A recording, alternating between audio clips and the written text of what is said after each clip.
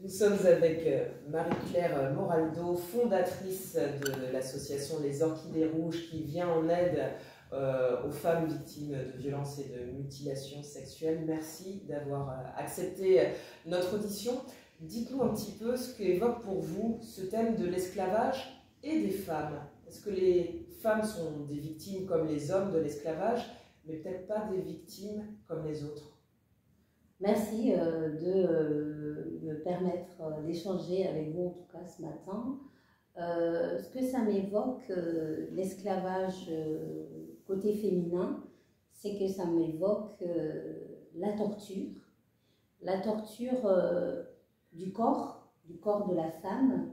Ça m'évoque aussi la chosification de la femme et ça m'évoque le non-respect de la femme, le fait qu'elle soit dépossédée de son propre corps et qu'elle ne puisse pas en disposer comme elle le veut, et qu'un autre être humain puisse aussi utiliser ce corps comme il l'entend, le violer, le battre et même le mutiler. C'est ça que ça m'évoque en fait, ce terme. Et cela de tout temps, en plus, depuis la traite négrière jusqu'à aujourd'hui, la femme reste potentiellement une esclave sexuelle? Tout à fait. Depuis la traite négrière, dans l'histoire, on voit que les négriers violaient les femmes. Et aujourd'hui, le viol continue à exister dans notre société, partout dans le monde. Hein, partout dans le monde, le viol existe.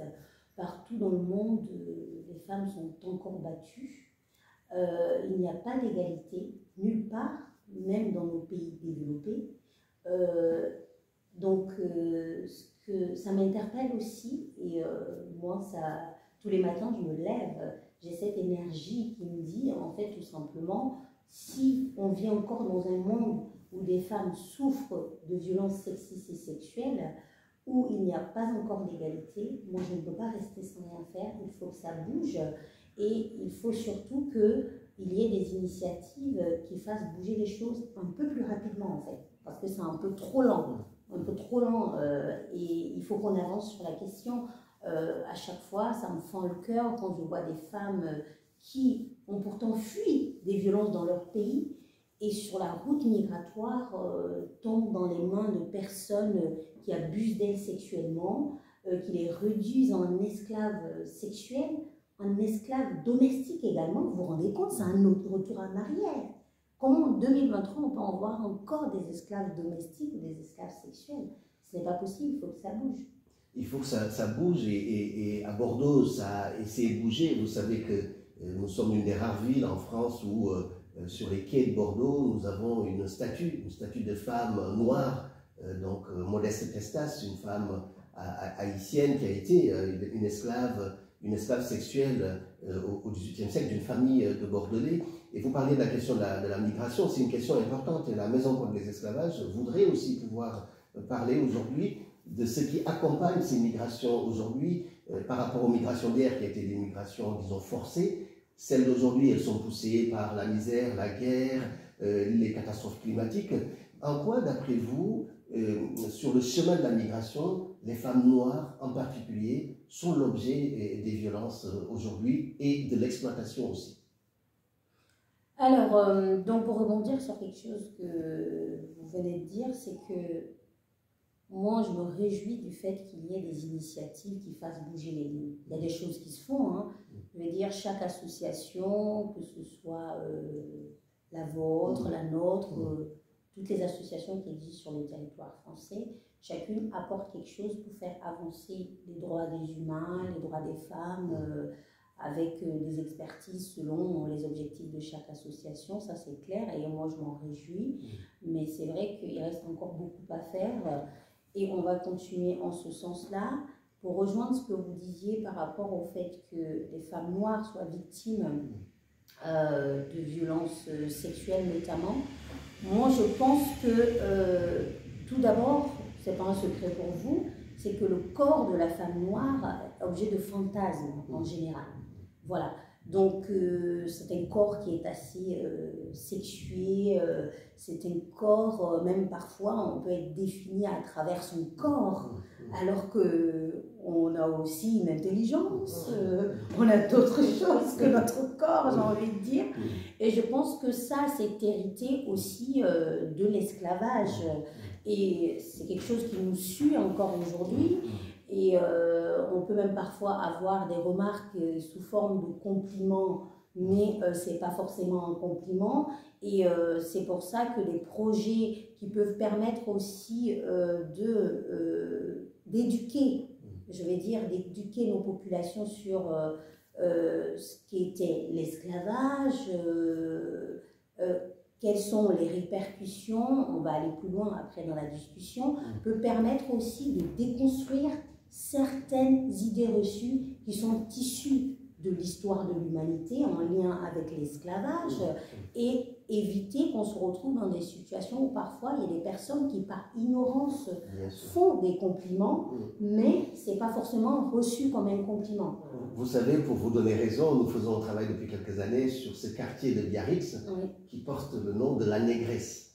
Et en fait, quand on discute avec des gens du quartier, et avec même les autorités, la maire de la ville, j'ai discuté avec elle récemment, c'est-à-dire avant-hier, il me disait, mais c'est un compliment, on appelle ce quartier la Négresse, mais pour nous c'est un compliment à cette femme. Et c'est ce que vous disiez en fait, c'est-à-dire qu'il y a beaucoup d'ignorance autour de cette question, et peut-être une difficulté, et peut-être là aussi vous posez cette question, est-ce que c'est si difficile de se mettre à la place d'une femme?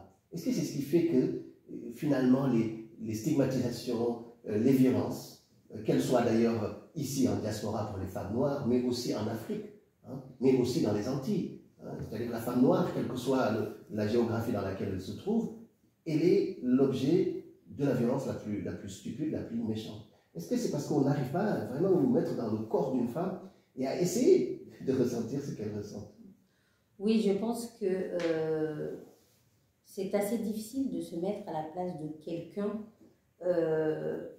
quand on n'est pas on n'a pas les mêmes caractéristiques, j'ai envie de dire, que la personne. Quand je parle de caractéristiques, c'est vraiment en général, parce que, je vous dis ça, parce que par exemple, ça peut m'arriver de parler de violences faites aux femmes à des hommes et me rendre compte qu'ils ne comprennent pas ce dont je parle. Et même parfois, il y a des choses que je peux dire, me dire, oh non mais arrête, ça n'existe plus. Et parfois, je m'amuse à leur dire, est-ce que tu as déjà été une femme? Pour savoir si ça existe, voilà. Donc, comme tu n'as jamais été une femme, respecte ce qu'une femme peut te dire de ce qu'elle subit au quotidien, comme de sexistes ou des violences qui peuvent parfois ne pas être physiques, mais être simplement psychologiques aussi, parce qu'il y a des violences psychologiques.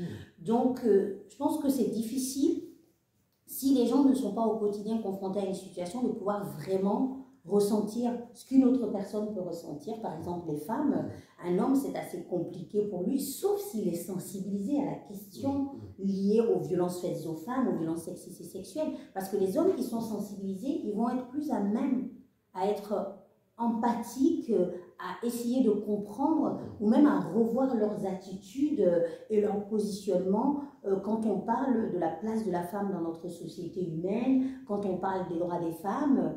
Par contre, ceux qui ne le sont pas, effectivement, c'est compliqué.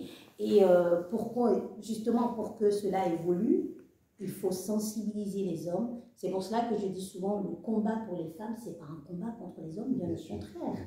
Bien au contraire, c'est un combat humain avant tout. Donc, c'est pouvoir ensemble y arriver. Donc, il faut vraiment mobiliser les hommes aussi dans la lutte contre les violences sexistes et sexuelles, les intégrer. Et nous, on a un travail à faire aussi, nous les femmes qui menons ce combat-là, c'est aussi d'avoir un discours qui soit fédérateur. Ça, c'est hyper important. Moi, je pense que quelle que soit la lutte, il faut vraiment avoir un discours fédérateur, il faut être dans l'accompagnement, il faut être constructif. C'est comme ça qu'on arrive à embarquer tout le monde avec soi. C'est pour ça, d'ailleurs, le mot « contre », ça peut créer de l'opposition tout de suite. Moi, je sais que ça m'arrive souvent de dire « je milite pour les droits des femmes », pour améliorer la condition de vie des femmes. Je sais que quand je dis je milite contre l'excision, par exemple, je sens qu'il y a un truc qui me fait... Rassurez-vous, notre projet, effectivement, pour l'instant, il s'appelle Maison contre les esclavages, mais on prévoit de rajouter... Mais justement, dernière question, vous parliez de l'importance de l'éducation, de l'explication.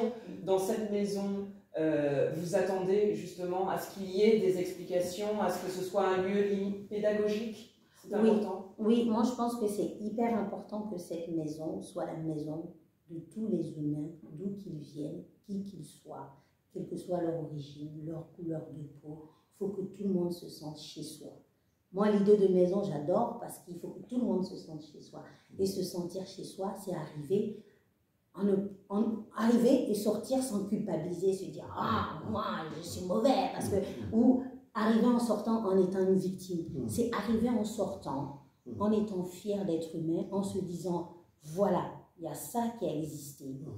Moi, à mon niveau, je peux faire quelque chose pour que ça se passe autrement, pour que l'égalité réelle existe entre les humains. C'est-à-dire que même si je ne m'engage pas auprès d'une association comme Mémoire et Partage, mais au moins je change mon mindset, mon état d'esprit, et chaque humain que je rencontre, qui qu'il soit, ben je le respecte pour ce qu'il est et je ne me sens pas supérieure.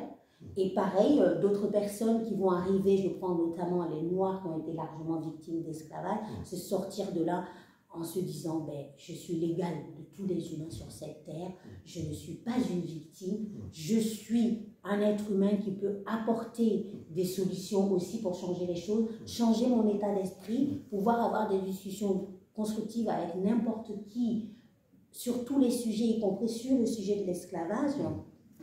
Et il y a un travail à faire aussi dans cette maison contre les esclavages, c'est réussir aussi à faire en sorte que toutes les générations puissent trouver leur place. Du plus ancien jusqu'au plus petit, que toutes les générations puissent trouver leur place.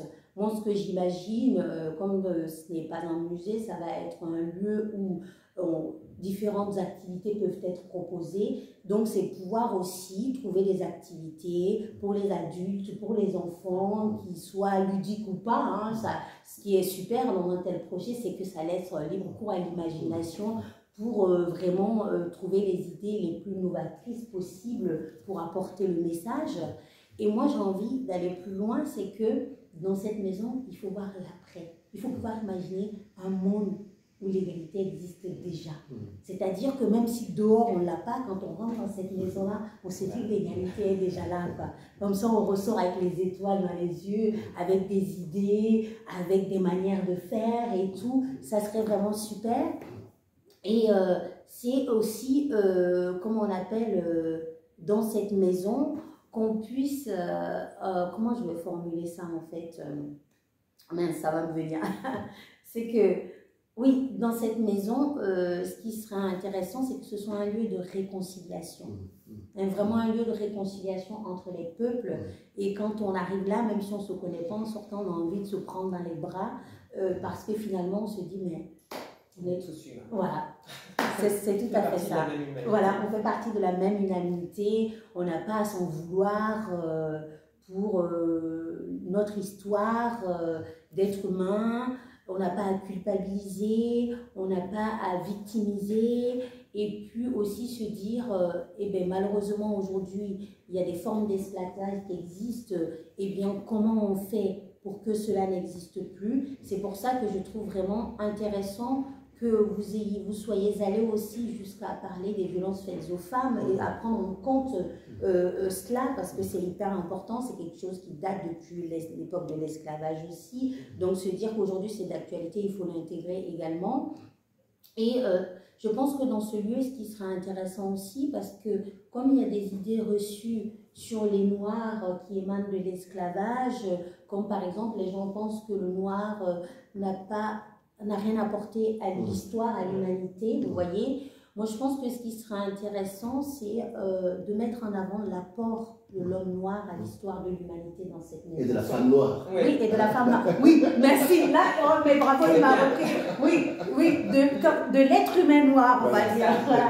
Oui. L'histoire n'a pas commencé avec l'esclavage. Non, voilà, c'est ça, c'est ça. Donc, je pense que ça serait vraiment intéressant de mettre en avant ce que les humains de couleur noire ont pu apporter à l'humanité pour que, eh bien, des personnes qui peuvent avoir des idées reçues en sortant de là se rendent compte que eh bien, ce que je croyais, ce n'est pas vrai, et que les personnes noires de peau aussi se disent, j'ai apporté quelque chose à l'humanité, donc je ne suis pas rien et je suis capable de beaucoup de choses. Mes ancêtres ont fait des choses, mon peuple a fait des choses et continue à en faire. Voilà, tout simplement. Je pense que ça serait vraiment super intéressant que chacun sorte de là en étant fier, tout simplement. Merci beaucoup pour ce message d'espoir. Moi, c'est une dernière chose que je voulais dire, oui, une dernière chose, c'est vraiment, tout d'abord, remercier la ville de Bordeaux. Ça ne m'étonne pas que ce projet innovant naisse à Bordeaux. Moi, j'aime profondément cette ville, hein. Ma vie a changé ici, donc je sais que la ville nous a toujours soutenus et entendre que la ville soutient ce projet-là et est à l'initiative et tout, entendre aussi qu'il y a différents bords politiques que vous avez réussi à réunir autour de ce projet, franchement, bravo, et c'est super parce que c'est une histoire nationale et j'ai envie d'aller plus loin, c'est tout simplement une histoire humaine, donc on doit tous être ensemble pour mener ce projet à bien et réconcilier l'humanité tout simplement. Merci. Très bien, merci beaucoup.